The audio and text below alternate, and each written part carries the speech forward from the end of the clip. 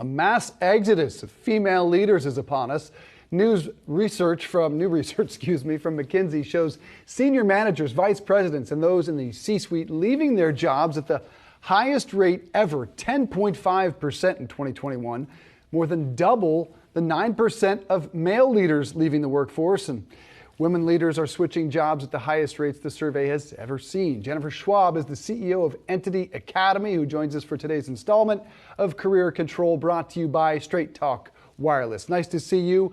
Why, in your estimation, are women leaders fleeing the workforce?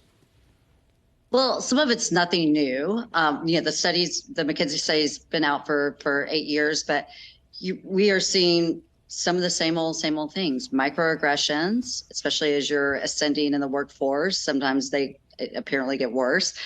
We are also seeing that women are feeling like they're undermined as they're advancing, and they're being passed over for promotions. And in a lot of ways, that's like a vicious cycle, because if we don't get women into senior leadership roles, there's far fewer to choose from to end up in the C-suite.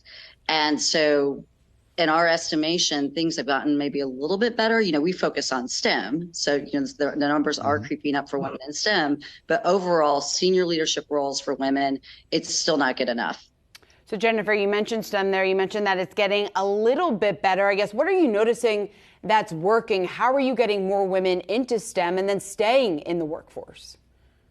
Yeah, that's the challenge. I think there's been progress on getting women to pursue STEM careers, but it's retaining them. Accenture put out a study that said 50% of women that are in STEM careers actually leave them by the time they're 35. So I think we're getting people excited about STEM, but the retention issue still needs to be addressed. Why are they leaving, and how do you get them to stay? They, like I said, they leave for a number of reasons. Feeling undermined, I can be very demoralizing. Feeling like, okay, I've done all the right things. I've put my life into this company, but I'm still being passed over. And, perhaps if I go to another company, I can advance faster. That's one of the reasons they're also leaving. And I've seen this play out at Entity with a number of our mentors that are in senior management roles, where they see the glass ceiling. They say, okay, I can go somewhere else to actually get the promotion I deserve here. And a lot of that points to the gender pay gap and what we've been seeing on that front.